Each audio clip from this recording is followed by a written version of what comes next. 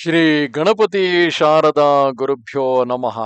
ಕೂಜಂತಂ ರಾಮರಾಮೇತಿ ಮಧುರಂ ಮಧುರಾಕ್ಷರಂ ಆರುಹ್ಯ ಕವಿತಾ ಶಾಖಂ ವಂದೇ ವಾಲ್ಮೀಕಿ ಕೋಕಿಲಂ.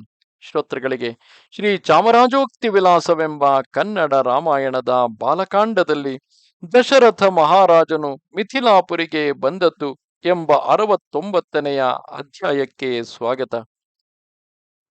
ಮಿಥಿಲಾಪುರಿಯಲ್ಲಿ ಶ್ರೀರಾಮಚಂದ್ರನು ಶಿವಧನುಸ್ಸನ್ನು ಮುರಿದು ತನ್ನ ಪರಾಕ್ರಮವನ್ನು ಸಾಬೀತುಪಡಿಸಿದ ಮೇಲೆ ಜನಕ ಮಹಾರಾಜನು ಶ್ರೀರಾಮಚಂದ್ರನಿಗೆ ತನ್ನ ಮಗಳನ್ನು ಕೊಡುವ ಉದ್ದೇಶದಿಂದ ಈ ಎಲ್ಲ ವಿಷಯವನ್ನು ದಶರಥ ಮಹಾರಾಜನಿಗೆ ತಿಳಿಸಲು ದೂತರನ್ನು ಕಳುಹಿಸಿದ್ದಾನೆ.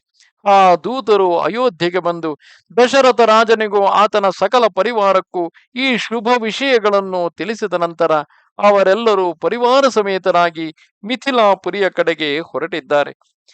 ಆ ಬಳಿಕ ರಾತ್ರಿಯು ಕಳೆದು ಪ್ರಾತಃ ಕಾಲವಾಗಲು ದಶರಥ ರಾಜನು ತನ್ನ ಮಂತ್ರಿ ಪುರೋಹಿತ ಬಂಧುಗಳನ್ನು ಕೂಡಿಕೊಂಡು ಅತ್ಯಂತ ಸಂತೋಷದಿಂದ ಸುಮಂತ್ರನೆಂಬ ಪ್ರಧಾನಿಯನ್ನು ಕರೆದು, ಸುಮಂತ್ರ, ಎಲ್ಲ ಕೋಶಾಧಿಕಾರಿಗಳು ಪುಷ್ಕಳವಾದ ಧನರಾಶಿಯನ್ನು ನಾನಾ ರತ್ನಗಳನ್ನು ತೆಗೆದುಕೊಂಡು ಪ್ರಯಾಣ ಮಾಡತಕ್ಕದ್ದು.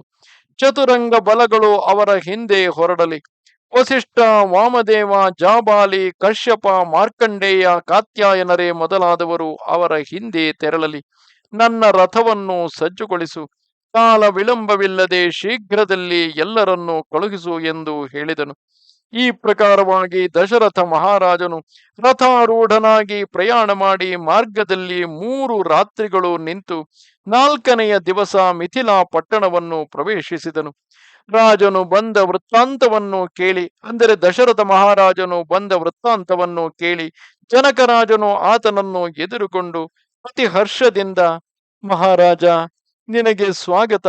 ನಿನ್ನ ಆಗಮನದಿಂದ ನನಗೆ ಆನಂದವಾಯಿತು. ನಿನ್ನ ಮಕ್ಕಳ ಪರಾಕ್ರಮವನ್ನು ನೋಡಿ ಮಹಾ ಸಂತೋಷವಾಯಿತು. ದೇವೇಂದ್ರನು ಸಮಸ್ತ ದೇವತೆಗಳನ್ನು ಕೂಡಿಕೊಂಡು ಬರುವ ಹಾಗೆ ವಿಶ್ವಾಮಿತ್ರ ಮುನೀಶ್ವರನು ಸಮಸ್ತ ಋಷಿಗಳನ್ನು ಕೂಡಿಕೊಂಡು ಅದೃಷ್ಟವಶದಿಂದ ಇಲ್ಲಿಗೆ ಬಂದನು. ನನಗೆ ಬಂದ ವಿಘ್ನಗಳು ದೇವರ ಕೃಪೆಯಿಂದ ಪರಿಹಾರವಾದವು. ನನಗೆ ಮಹಾಪರಾಕ್ರಮಿಗಳು ಮಹಾತ್ಮರು ಆದ ರಘುವಂಶದ ರಾಜರ ಸಂಬಂಧವು ದೊರಕಿತು. ನನ್ನ ಯಜ್ಞವು ಸಮಾಪ್ತಿಯಾದ ಮೇಲೆ ಸಮಸ್ತ ಋಷಿಗಳಿಗೂ ಸಮ್ಮತವಾಗುವ ಪ್ರಕಾರದಲ್ಲಿ ವಿವಾಹವನ್ನು ಮಾಡಿಸು ಎಂದು ಹೇಳಿದನು. ಆಗ ದಶರಥನು ಜನಕರಾಜನನ್ನು ಕುರಿತು, ಮಹಾರಾಜ, ಲೋಕದಲ್ಲಿ ದಾನವು ಪ್ರತಿಗ್ರಹವು ಕೊಡುವವರ ಅಧೀನವಲ್ಲದೆ ಮತ್ತೊಂದಲ್ಲ. ಧರ್ಮಿಷ್ಠನಾದ ನೀನು ಹೇಗೆ ಹೇಳುವೆಯೋ ಹಾಗೆ ನಾನು ಕೇಳುತ್ತೇನೆ ಎಂದು ಹೇಳಿದನು. ವರನ ಕಡೆಯವರು ವಧುವಿನ ಕಡೆಯವರು ಹೀಗೆ ಇರಬೇಕಲ್ಲವೇ? ವಧುವಿನ ತಂದೆಯಾದ ಕನ್ಯಾಪಿತೃವಾದ ಜನಕ ಮಹಾರಾಜನು ದಶರಥನು ಬಂದದ್ದನ್ನು ಅತ್ಯಂತ ಆದರದಿಂದ ಸ್ವಾಗತಿಸಿ ಈ ವಿವಾಹವನ್ನು ಮಾಡಿಸು ಎಂದು ಕೇಳಿಕೊಳ್ಳುತ್ತಾನೆ.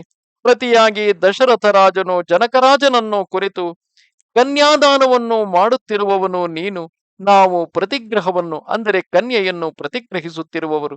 ಆದ್ದರಿಂದ ಈ ವಿಷಯದಲ್ಲಿ ದಾನವು ಪ್ರತಿಗ್ರಹವು ಪ್ರತಿಯೊಂದು ನಿನ್ನ ಅಧೀನ, ನಿನ್ನ ಅಧಿಕಾರದಲ್ಲಿ ಇರುತ್ತದೆ.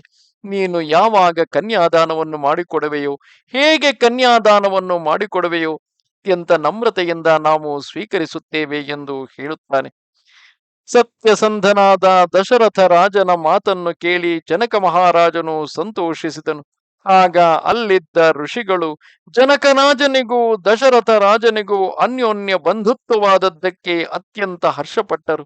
ದಶರಥ ರಾಜನು ತನ್ನ ಕುಮಾರರಾದ ರಾಮಲಕ್ಷ್ಮಣರ ಪರಾಕ್ರಮಗಳನ್ನು ಕೇಳಿ ಅತಿ ಹರ್ಷಗೊಂಡು ಜನಕರಾಜನಿಂದ ಸತ್ಕಾರಗಳನ್ನು ಪಡೆದು ತನ್ನ ಬಿಡಾರಕ್ಕೆ ವಿಜಯಂಗೈದರು. ಆಮೇಲೆ ಕ್ರಿಯಾಕಾಂಡವನ್ನು ಧರ್ಮರಹಸ್ಯಗಳನ್ನು ಬಲ್ಲವನಾದ ಜನಕರಾಜನು ಯಜ್ಞ ಸಮಾಪ್ತಿ ಮಾಡಿ ಸಮಸ್ತ ಅರಸರನ್ನು ಋಷಿಗಳನ್ನು ಸತ್ಕರಿಸಿ ಯಜ್ಞ ಶಾಲೆಯಿಂದ ತನ್ನ ಮನೆಗೆ ಬಂದು ಸುಖದಿಂದ ಆ ರಾತ್ರಿಯನ್ನು ಕಳೆದನು. ನಮಸ್ತೆ ಶಾರದೆ ದೇವಿ ಕಾಶ್ಮೀರ ಪುರವಾಸಿನಿ ತ್ವಾಮಹಂ ಪ್ರಾರ್ಥಯೇ ನಿತ್ಯಂ ವಿದ್ಯಾದಾನಂಚ ದೇಹಿಮೆ. ನಮಸ್ಕಾರ.